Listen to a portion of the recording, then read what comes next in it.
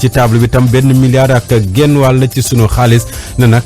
bor la xaalis la boo xam ne laajuñu Sénégal mu remboursé ko mooy ñaari xeetu koppar yoo xam ne lépp dafa ñëw nag dooleeku si ci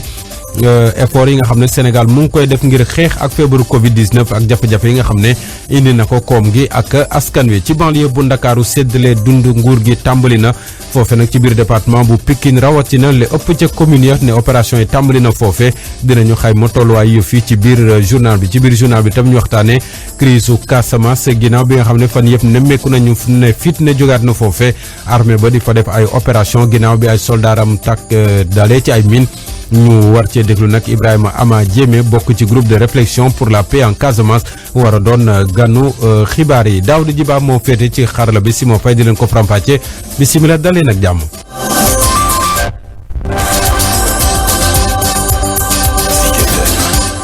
salaamaaleykum mbokki déglukat yi ñu ngi leen ko doon sànq ci bu tënk bopp xibaar yi banque mondiale dugal ci gafaka Sénégal tollook juróom benn fukki milliards ci sunuy koppar yu tegal ñetti téeméer ak ñeent fukk ak juróom ñett ci xaalis muy lenn lu ñuy tuddee appui additionnel ngir jàppale Sénégal ci xeex bi nga xam ne mu ngi koy xeex feebaru Covid-19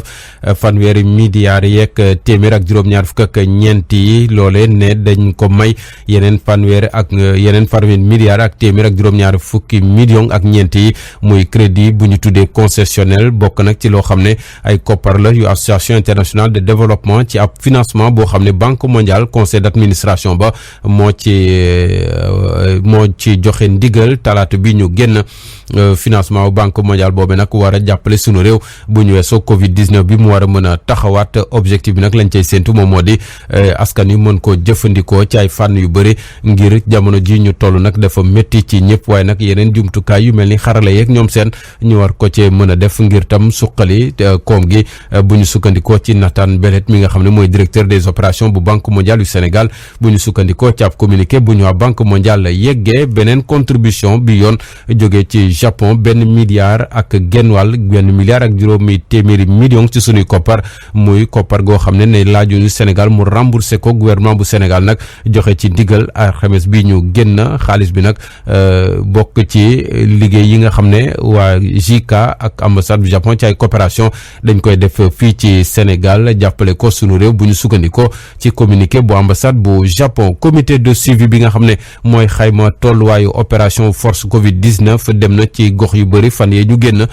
général François Ndiaye ak équipe am dem ci ay diiwaan yu mel ni Saint-Louis Kaolack Fatick ak Diourbel foofee nag lañ fa nemmeeku moom moo di yëf yaa ngay dox waaye nag ca boori Diourbel ak Kaolack lañ fa nemmeeku moom moo di daal koom nga moom mbir mi laal na ko bu baax a baax rawatina ci jamonoy Covid-19 bi ñu toll mbas mi nag ne am na lu mu fa def waaye teewul it am na ay pexe yuñ ca indi ngir yëkkatiwaat koom nga foofee Aminata Dramé. ba ñu ko taxawalee ba léegi tooguñu benn yoon mu di kuréel bii di force Covid-19 loolu waral fukki fan ak juróom benn jàpp fukki fan ak juróom ñeent wàcc nañu ci diwaan yu su mel ni Saint-Louis Diourbel Kaffrine Kaolack Fatick ak Thiès sa ndax moom gouverneur bii di Aïdara Ndiaye jot na rafetlu seeni liggéey ñu wutali sa Louga foofee ñu fa teg ngir xeex mbas mi doon sàkku ngir gën a dooleel ñu yëngu ci transport bi fu sorewul dara Louga moo di sa Diourbel sa mairie Touba lañ leen dalal ngir waxtaanee ni ñuy def ba taxawu askan wi nga xamante ni moo gën a loxu ci mbas mi ak ni ñuy yëkkati koom bi si diwaanu Kaolack sax jot nañu nemmeeku ni jàngoro ji secteur économie la gën a soxal ba tax na li leen yitteloon moo di teg ay pexe yu mën a yëkkati secteur boobule sa Thiès moom ñu nemmeeku ay gàllankoor ci mbànkaasu artisanat bi. Aminata Dramé ñu des ci wàllu googee dem ba ci Pikine ci banlieue bu Ndakaaru nemmeeku nañ nag xëy na yëf yi yéex na faa tàmbali waaye tàmbali na mu jëm ci seddale dund gi nga xam ne moom la nguur gi yéene askan wi rawatina njaboot yi nga xam ne sonn nañu borom jël yu sonn yi foofee nag kilifa yi nee ñu daal la ñu gisagum daal dalandi na xel ndax bu ñu sukkandikoo ci waa service bu développement communautaire daanaka amul benn ñaxtu boo xam ne daal tax na ñuy wax foofee la ca gën a neex nag moom moo di la ëpp ca commune ya nekk ci département bu Pikine opération distribution yi tàmbali na foofee Younoussa Baldé. ci Pikine lu ëpp 81 300 ci ay ménages ñoo nar a bénéficié wu ci ndimbal nguur gi naam sa distribution bi yeex na tàmbali waaye kilifa yi di xam ne nii rek ab mbéteel lañ ci am madame Dia Adja Adama Dione mooy chef service développement communautaire bu Pikine. amuñu benn contestation ci li ñu liggéey loolu moo tax ñu yaakaar ne liggéey bi jaar na yoon ñu am ci mbégte bu rëy a rëy. ci fukk ak juróom benn communes yi fukk ak ñeent yi ñu ngi distribuer ci Thiaroye-sur-Mer ñetti junni ak téeméer ak ñaar ci ay njaboot ñoo nar a bénéficier wu ci ndimbal googule. askan wi am nañ loraange seen wàllu liggéey am nañ loraange seen wàllu dund am nañ loraange seen wàllu dem ak dikk ndax ñëpp xamoon nañ ne oto yooyu yëpp doxuñu woon. maire ba sax di ñu defal situation coronavirus ci diwaanam boobule Ndiaga Niang. ba ñu doxalee bay am ay ñetti weer ca la ñu am lu tolloog ñaari cas boobaak léegi nag ñaari cas yooyu lañ ñu signalé te ñaari cas yooyu itam def nañ la nga xam ne ñoom ñoo ci war. ak ni askan wi bàyyeekoo ci jamono boo xam ne cas yi ñu ngi wéy di bëri kilifa yi di xam ne nii rek daañu wéyal sensibilisation ngir xamal askan wi virus bi mu ngi fii te kenn ku nekk war na respecter mesure barrière yi ñu digle. Younoussa Baldé yéen a ngi ci Zik FM la rajo leader di fi jote xibaar yi 8h jot ba tegal ñeenti simili. Zik FM. fitna jogaat ci Casamance fan yi ñu génn fitna jogaat fa ndax ne l'armée baa ngay defaat ay opération ginnaaw bi ñenn ci ay éléments tëbee ci ay mine ba sax am bakkan yu rot. Ibrahima Ama Diémé bokk ci groupe de réflexion pour la paix en Casamance ab bànqaas ab kuréel goo xam ne dafa taxaw ngir xoolandi yan pexe la ñu mën a def ngir jàmm mën a dikkaat ca Casamance moom dafa jàpp ne lu jëm ci toolu darkase yi moo indi fitna gi nga xam ne moom fa ne rawatina nag ginnaaw bi nga xam ne askan wi dawoon seeni suuf ñu ngay dellu si ndax at yëpp gis nañ ne yëf yi xawoon na dal waaye nag dafa fekk ne toolu darkase yooyu ñeneen ñoo ca teg loxo moom nag mu gis ne loolu kon du yomb. Ibrahima Ama Diémé waxtaan ceeg Fatoulaye Mbaye Diop. enjeu bi loolu la anacarde bi ñëw na dugg ci économie sénégalaise surtout économie sud Sénégal ba am doole donc nit ñi di ko xëccoo sans compter maintenant les positions frontalières daw laxu yi donc bëgg nañu delluwaat ci seeni dëkk. armée ne waaw sama rôle mooy villageois yi dañu bëgg a ñibbisi donc damay dem sécuriser seen installation mais présence armée forcément day indi perturbation te cantonnement bi ak zone boobu soriatul dina indi tiitaange ci benn camp te camp boobu dina ne ñi bu ñu toogee rek du baax donc nañu fexe ba daal bu ñu fi toog wala bu ñu toogee itam bu seen xel dal. Ibrahima Ama Diémé boobee nag moom moo nar a nekk ganu xibaar yi ci kanam tuuti lay doon ci catu xibaar yi li des nag jëm ci wàllu loi bi nga xam ne moo fi tëral beneen doxalin ci wàllu sachet plastique bànqaas bi di waa UNACOIS Yeesal ñoom nag ne bañuñu waaye nag ni ministère bi leen jaboote rawatina wàllu environnement na mu doxale du noonu tax na nag ba ñoom commerçant yi nee nañ ñàkk nañ ci lu bare xayma nañ ko sax gën kaa néew ci 6 milliards ci sunuy koppar UNACOIS Yeesal nekkoon di dajeek taskatu xibaar nag démb ci ngoon di ci sàkku nag taxawaayu njiitu réew mi ñoom ñu mën a jotaat seeni ay produits yoo xam ne dañu ko saisir ci jamono ji ñu ngi jégalu nag ci ñàkk giñ leen mën a ñàkk dégtal compte rendu bi ci wàllu googe ñu wax nag ci douane bi teg loxo ca poste frontière bu Kër Moussa arrondissement bu Wack Ngouna département bu Nioro lu tollook juróom-ñeent fukki kilo ak ñeent ci wàllu yamba mboole seen nag buñ ko doon jaay juróom-ñetti millions lay doon yëf yi nag amee alxames ci guddi boori 11h ci guddi kon yëf yi amee ca boori dëkk bii di Thiamène sorewul lool ak Kër Madiabel saisi bi nag ñu ngi ko defee ci ab saret boo xam ne nit a ko takkoon di ko yóbbu douane nag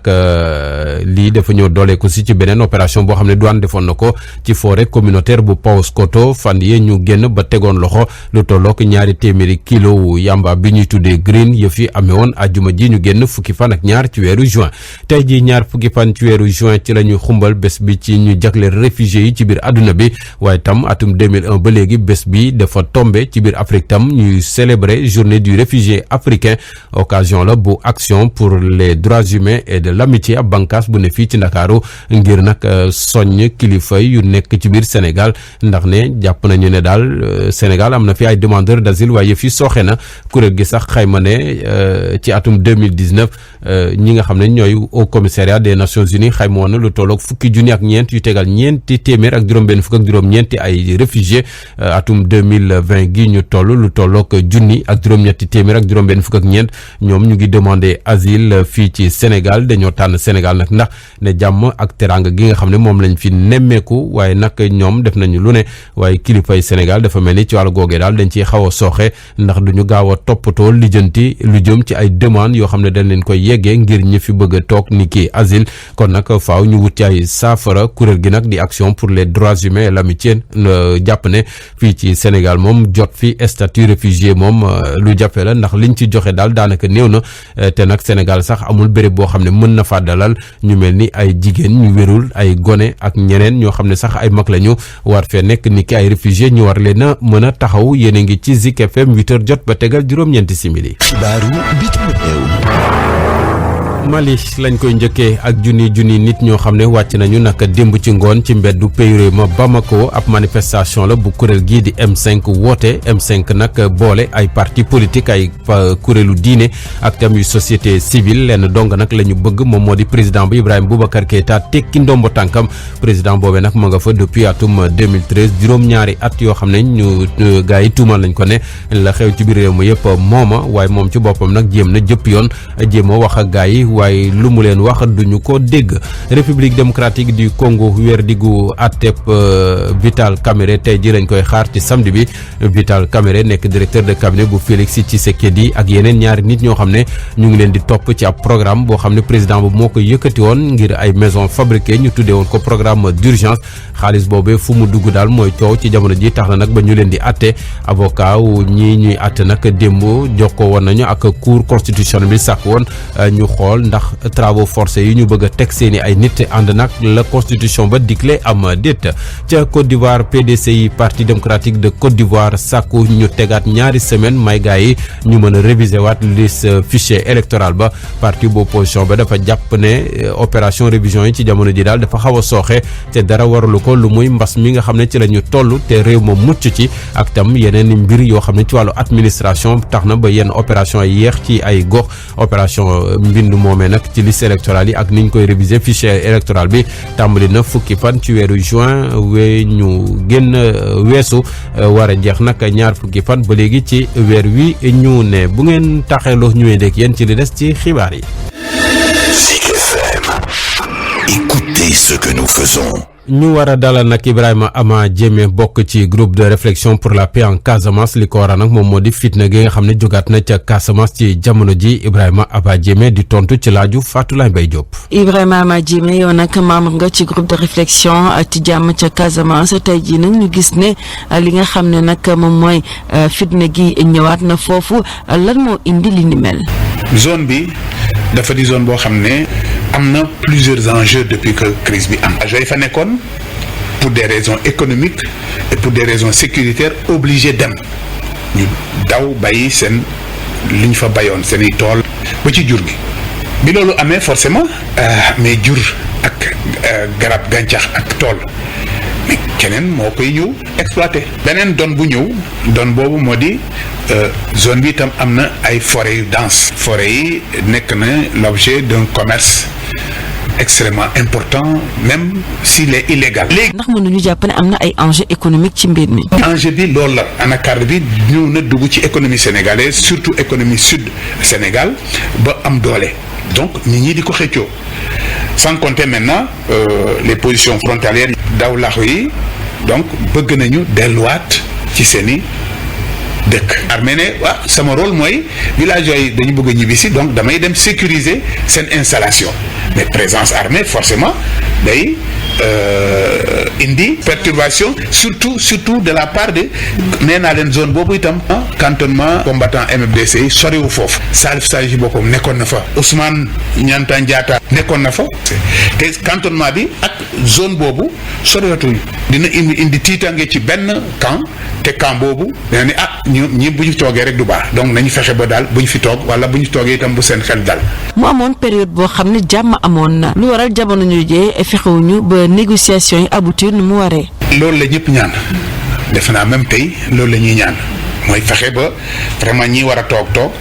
pour que ñu discuter. xam nga au départ soo gisee xeex Casamance bi yàgg na mu yàggaay bi c'est que au départ dañu ne indépendance la ñu bëgg. gouvernement bi ne mën nañu waxtaan ci bépp thème ba mu des indépendance xam nga déjà loolu blocage la ba président Macky Sall ñu convaincre ko ne que bu ngeen naree dem discuter ci il faut que te loolu mooy suñu gis-gis te ba tey ba ëllëg il faut que nga nit ñi intégrer oui discuter question indépendance comme ça ku la ne indépendance nga laaj ko lan la tudd indépendance ci moom indépendance boobu lu mu koy jural yow nga ne que est-ce que loolu mën na am wala mënul am est-ce que lu mu bëgg a am mënu koo amee beneen anam bu dul indépendance boo demee ba convaincre ko mais di ngeen déggoo loolu mooy yéexal affaire yi mais avec le président Macky Sall je crois que dem na ba comprendre ne que il faut discuter de tout te en discutant de tout peut-être dañu am solution. jërëjëf monsieur Ibrahima Ama Diémé di fàttali nag yaa ngi bokk ci groupe de réflexion pour la paix en Casamance. Fatou Mbaye Diop yow tam ñu lay gërëm di la sant di gërëm Daouda Djiba